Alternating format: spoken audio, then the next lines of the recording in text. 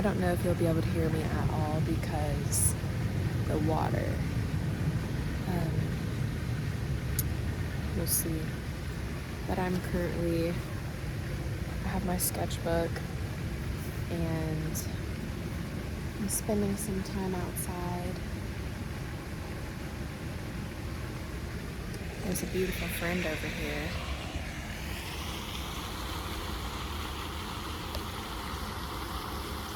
Can you see right there?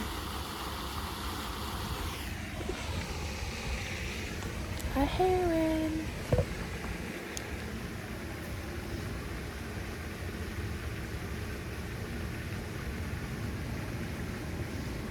I'm going to try to listen to this sound and see if you can even hear anything whatsoever. 1 second. Okay, I am just going to use this as my microphone, and we're going to have the background noise, which might be relaxing. Could be annoying, but I hope it's relaxing. So, I want to do an art project. I really miss, this is actually my sketchbook from art school, my last year of college, and they're all divided off into all these tabs and everything, and like every class is different. So this one was like a printmaking class, and just like this was like a preliminary sketch for something that I did, and like that actually became a project. This actually became a little like mini book zine project. And just like looking through this, I feel like I used to have so many ideas and I would actually bring them to fruition. And then I made this ladder out of like little wood sticks and fabric and polyfill. And I used printmaking to print make, what do you call it? I'm using not the right terms. Feathers. Like I screen printed feathers onto fabric, and then I made it into a ladder and like sewed it, and it was this whole thing. So basically I just really miss having actual ideas and bringing them into this world, and I feel like that was a really healing, lovely process for me to kind of get into back in the day. So I've, been on a journey recently of doing things that make me happy and feel peaceful and good, and art is one of those things that used to make me feel really good. So that's kind of the intention here. I just lost the page that I was working on. Let me find that real quick. Okay.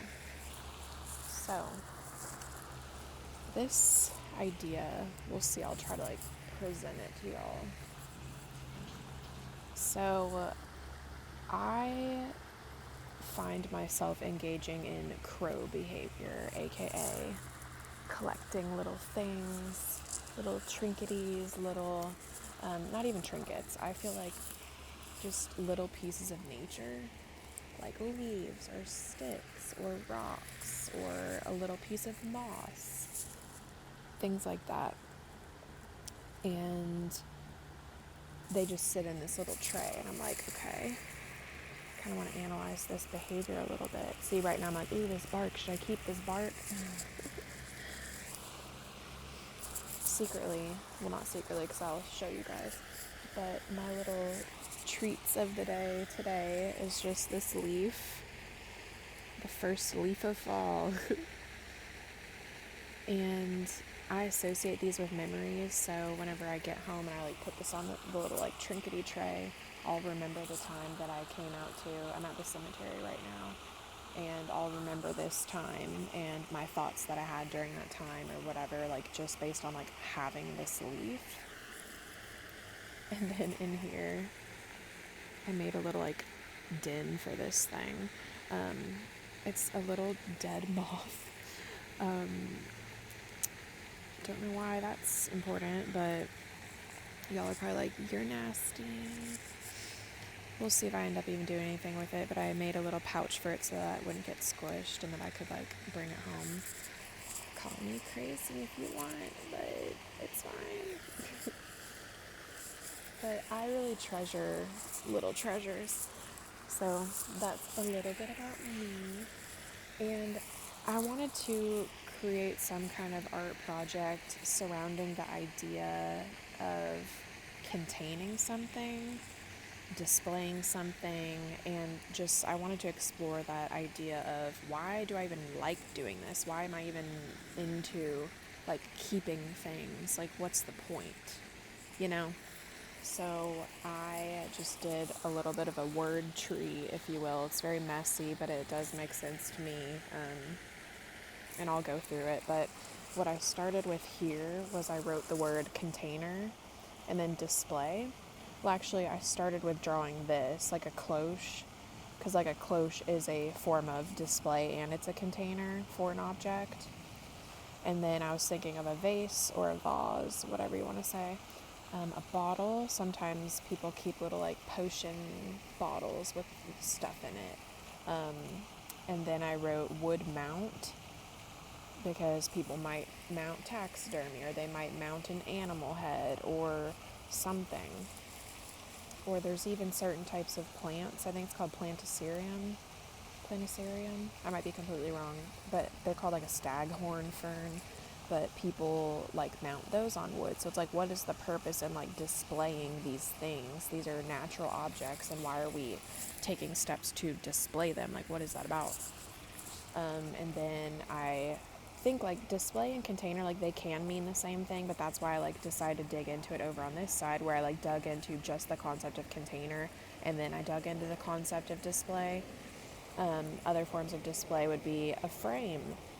It can be behind glass. It might be not behind glass. It might be exposed. And what is the decision in keeping something behind glass? Why do we want to do that? Is it to preserve it, to keep its integrity, to make sure that it's not damaged? And why do we care that it's not damaged? Why don't we just allow it to get sun damaged? Why don't we allow something to not be archival? Why do we feel the need to archive something? And another one is mounting, like a base. So these drawings aren't the best, but I'm imagining like a wood block or something like that with like a little like metal something going up, and then there's like a piece right here. It might be like a skull, it might be a rock, a geode, even just a sculptural piece. Like, why is a sculpture being displayed in terms of it having a base? Like, why is that important to us for something to have a stand? And then you can also think in terms of a museum, like how do museums choose to display things? It depends on the media, the medium, it depends on a lot of factors, but there is that common theme of archiving and wanting to keep and preserve something. So why do we even want to keep or preserve something? Is it because we find it to be valuable and offer us something that we want it to stay as is? Also, I hope this microphone is not like extremely horrific, but I apologize if it is. So yeah, and then also suspending. So first of all, I don't know what this is, just ignore this drawing right here, but just the idea of like hanging something from a ceiling. You could have it be a chandelier, a light fixture. That's like a basic kind of thing, but I'm also thinking in terms of like sculpture. Like I've seen stuff in museums or places before, or a gallery, whatever, where like it's like suspended by a piece of like a line, like fishing line, where you can't see it. There might be like a chain dangling with something on the end of it. Like, what is the point in like wanting to suspend something? Like, why are we doing that? Because that's another form of display, is suspending something. Let's see what else. And then the word fixed came up to me. Fixed. Like we're fixing something in space, in time. We're trying to control it. We're putting it in a position and we're going to fix it there. We're going to keep it there. So then that idea came up of fixed to a surface, fixed to a space, fixed because we want it to stay right there and be ours. Like we want to like control it to some degree. So I said, is it all just a means or outlet of control, or an attempt to have something stable that is just ours and likely will not be taken away? Or is it, or is the intention more pure than that? Can it be more pure than that? Like, and I didn't dive into this yet over on this side about like, maybe we just naturally want to collect things. Maybe we naturally want to keep items or keep objects. And what is it? What is this obsession or fixation with having objects? Why do we need objects beyond just the bare necessities of clothing yourself in society, if that's the society you live in, which most of us do live in that type of society? You know, clothes are necessary, a place to sleep is necessary, you know, things like that. But some of the points in here: an attempt to have something stable that is just ours and will likely not be taken away. So this, to me, I thought of the concept of just collecting, and also the concept of hoarding too, and like that fine line of, am I just collecting something? Am I hoarding something? Like, am I a hoarder right now because I have a dead moth in my purse? Am I a hoarder right now because I pick up leaves and twigs and I want to display them on a little tray? Does that make me a hoarder?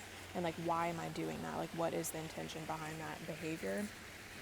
And then I kind of thought psychologically, you know, there's not too much that we can really control. Well, actually, that's a deeper topic, but there's a sense of not having control in our lives sometimes during certain seasons and for various reasons.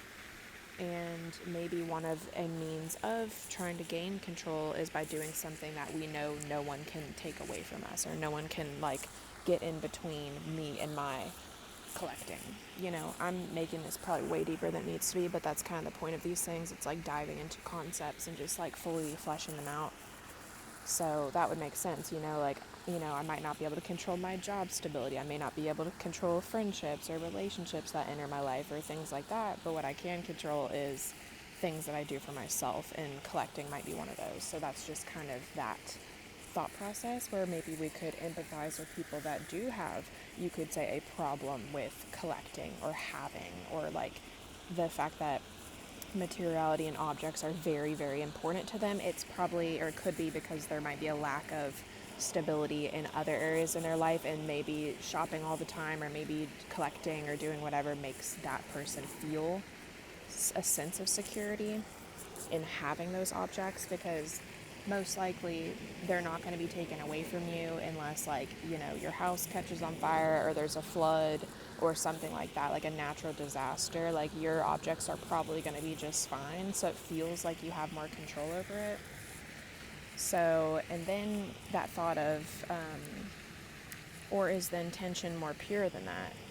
Like, can it just be because I have a childlike spirit? It's like I'm just like going on a little journey, and I'm on a nature walk, and I'm outside, and I'm like picking little flowers, and there's just like this inherent excitement towards having and towards like scavenging. And is scavenging bad? Is scavenging okay? I think scavenging can also feel very satisfying, and collecting can also feel very satisfying as well. Like, you could, you know, idea of a scavenging example back in the day would be like looking for shark teeth on the beach. And there's a certain beach that I would go to, and we would hunt for shark teeth, hunting for seashells, finding little rocks. Some people collect rocks and tumble rocks, process the rocks, polish the rocks, and they like that, you know. And to me, that's kind of like a scavenging type of behavior. I wish it would be colder outside. It's hot. Okay, let's get back to this kind of section over here. Different thoughts that I dove into. So I'll just like read off these random points and see if we can kind of make like any semblance or sense of it. So container, I have preservation was the first thing that I wrote. Like, we contain something because we want to preserve it. And then what is preserving? It's keeping something, it's maintaining its integrity. It's keeping it as is. Why do we desire to keep it as is? That's another question to get into. But we're maybe trying to keep this thing safe. We're trying to keep it, reduce the environmental and elemental deterioration. We don't want the elements to get to it. We want it to stay the same and have its integrity and maintain its integrity. it's also captured in time. It's stuck in time if we're going to preserve it. Similarly to a photograph, you're preserving that moment, you're preserving that memory, you're keeping that as is. It's fixed. Just like the same thing about suspending and that being fixed, and something that's propped up or it's created a display, it's fixed. So yeah, we're capturing it in time, it's stuck or fixed in time. And this is also the concept of we're controlling its form. There's ants on me. You're controlling the form of this object or of whatever you are displaying. And there's a human hand in this process. So because your human hand is choosing to preserve, fix something, keep something, like you're imposing your own control over that object. Another idea of container is captivity. You can keep something in a container. We keep a lot of things in a container. We keep our leftovers in a container. We keep our dirty clothes in a container so that they're not just everywhere. They might still be everywhere, but we have a container for those. We put our makeup in a container. We put our daily things in containers. Like, it's just, is it a means of us to keep organized? We're able to compartmentalize things. We're able to have a degree of separation in our life by like separating out all these different elements. I have a pencil container. A purse is a container. So there's just this human inherent desire to keep things and to hold things and to work with things and have things. And I'm sure that's probably a biological thing in its own right, keeping our medicines with us. I'm thinking more like a herbal, holistic type timeline. I'm just imagining like a tribe or like a community of people. Like the medicine person has a container of the herbs and of the special little remedies and things like that they put effort into, and they concocted them and fixed them, created them, and now they're going to contain them and keep them safe for use. So containing is just all around the board. We put our water in a container. We could just go to the river all the time, purify it, but we don't. You know what I'm saying? Whatever. So yeah, maybe like convenience, ease, having something in a container. So it's like it's making our lives easier. Let's see, some other themes. And then I wrote embalming as like a side note. You're fixing that. You're reducing the elemental deterioration by embalming something. Obviously bodies. But also some people embalm, or I don't know if embalm is the right word, but like there might be like a pig heart or some like oddity and curiosity related item that is in formaldehyde or in a substance that is preserving it. And it might be like, there was a museum whenever I was a kid that I went to, like the Bodies Museum, I guess. Like there was literal like body parts, like organs and like whatever. Literal things in containers, and it's like, why? Like to teach, but you have to like maintain its integrity and keep it in a container to be able to like communicate a message. So all these thoughts. And then I just wrote down the idea of like the fact that it's in fluid or that it's like floating. Like, why do we want that? Like, that's not natural, like we're not gonna embalm a heart and like keep it in a jar. You know what I mean? Like your loved ones, like you're not like keeping their body parts in a jar. You know what I'm saying? So that's not a very natural thing. What did I write here? Why are you even keeping something if its integrity or original form is compromised? Can we not just lay that to rest? Like that's another opportunity, is you could just bury it. You could lay it to rest, but why are we trying to fix it in a certain form? Another idea would be taxidermy. Like what's the point of taxidermy? Why are we taxidermying something? Why don't we just lay it to rest? Why do we feel the need to keep it on the human plane, on the 3D plane, and have it for us to continue to look at? Like, why do we not just lay it to rest or respect its integrity of it? Like, why do we feel the need to control and keep it in a container, display it on a form, whatever? Let's see. And then I spun off into the topic of display.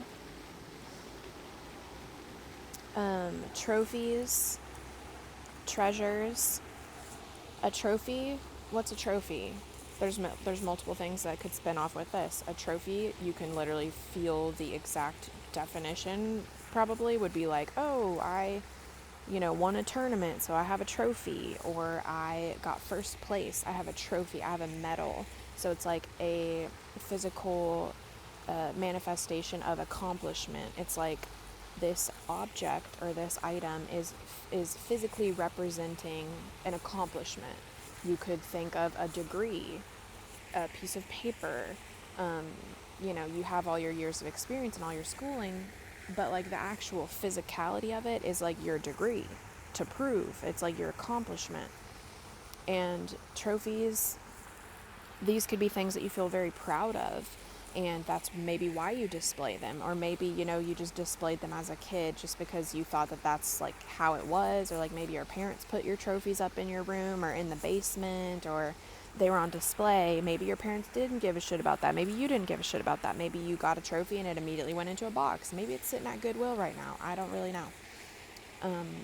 But regardless, that's one example of trophy. Another example of trophy, I think, because I like the show Dexter. I haven't watched it in a couple weeks actually, but was my favorite show for a moment there. Still love Dexter.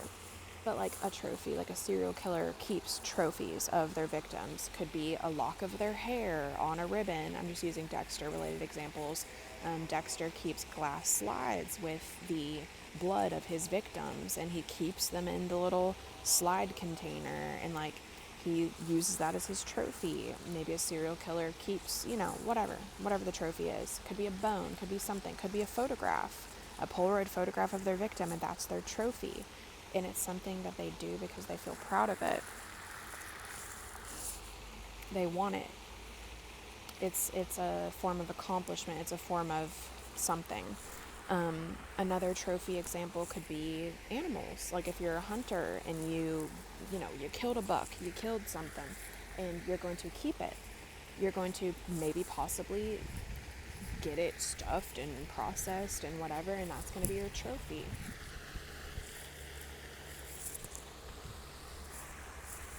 And maybe having that in your home, you're going to have that as a memory. So whenever you look at it, you'll remember your hunting trip, or the friends that you went with, and the people that you gathered with. Or maybe it was a solo thing, and maybe you just really wanted to do this, and maybe it's just part of your routine and it's part of your culture and you love doing that, but like you're going to keep it as a trophy. But like, why not just get rid of it? Why not just bury it? I don't know what people do with hunting related things, but like, why is there a desire to like keep it in your home, So that's just another idea that I just was playing with, is the idea of displaying. Another thing would be treasure. This you could view as something that's rare, something that's uncommon, something that's special, whether it's inherently special, like across the board universally, or if it's just special to you and you're proud of it, you're going to want to display it. I was going to say something on that and then I forgot. Well, I'll just read these notes. And then next to the word special, which I did in quotes, does its value and it being in our possession make us feel more valuable or valued? So you could even think of it like, I pictured like a scientist or a geologist or somebody that, or a paleontologist, or someone that is a paleontologist, someone that studies fossils or just bones. I don't know, maybe it's both. Love the grave diggers. Sorry. What was I saying?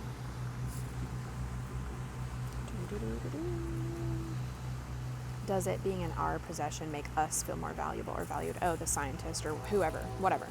I'm picturing someone that like really values spending their money on like a rare fossil or a rare bone or a rare skull, or like something rare, or like maybe something from a certain era in time. I'm imagining like Egyptian pyramids and sarcophagus, and I sound really unintelligent right now. I'm just kind of like spitballing, but like, an artifact, someone that loves collecting, purchasing, going to auctions and having these artifacts, it's very important to them. They value it. They choose to spend their money on this, but why? Just because having something valuable, does that make you feel valuable? So maybe there's a purpose in that. Maybe it's like a social class related thing. Maybe you feel like you can kind of roll around with the more rich people if you also have rich, cool, rare things, rare art, expensive art that's from a certain era, maybe a certain culture, certain, frames, and they're so rare, so whatever. That makes you get confidence in yourself by having a trophy, by having something on display that you value. And let's see, any other notes? Then I just wrote, why does something hold value? What makes something valuable? And then I wrote scavenger, keep, hold, protect, safekeeping of a treasure. And the fact that, well, that's subjective, right? If something's a treasure, like what makes something a treasure to you? And what is its value to you? Another like deeper thought that I had based on that, the whole concept of does its value and it being in our possession make us feel more valuable or valued? Maybe we think externally people might value us more if we have this very niche, cool, like interesting style or design or collection. And that can be, like I said, like a social status related thing, that maybe people know you as the guy that has all the really, neat fossils. And within that community, you're like highly regarded because you have the biggest collection or the most expensive collection. Like there's a degree of confidence, I would assume, that someone would gain from that. But then I wrote off to the side, I said, maybe our lack of internal inherent value drives us to collect, to take pride in our objects, space, and taste, because nobody did that or felt that for us. So maybe if you don't feel inherent value within yourself, you're going to pour so much into your hobbies and into your interests and into these things that you collect and have because it makes you feel better. And maybe that is fine. Maybe that's a form of coping within its own right, and maybe that's genuinely okay. Or maybe it's not that deep at all, and maybe you just want to freaking have a dead moth. I don't know.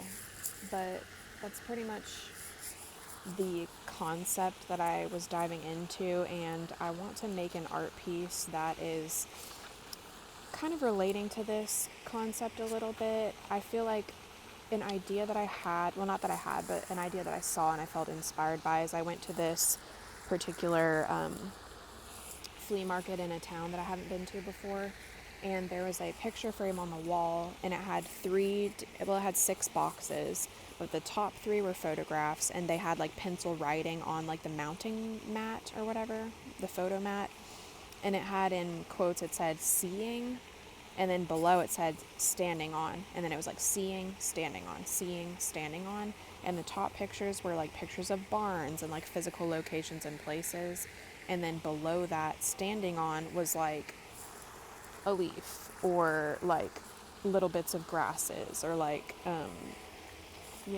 something from a farm. So I really felt inspired by that because I felt really seen in that experience, because I thought that was really neat to have a picture of the place and also like a physical memento or memory type thing of that space that you were visiting. And it just felt very artful, yet like very simple at the same time, just kind of archiving and keeping something. So I felt really inspired by that. So I'm going to dive into some ideas and see what I can come up with and see if I can kind of conceptualize this outwardly. I think this is a good start about just all these topics I kind of was diving into. But yeah, so I was really happy to share that with you all today. I hope that you enjoyed. There's people over here, so that's why I'm being weird. But yeah, I hope that this was reflective or insightful, and I will talk to you guys at some point. Bye.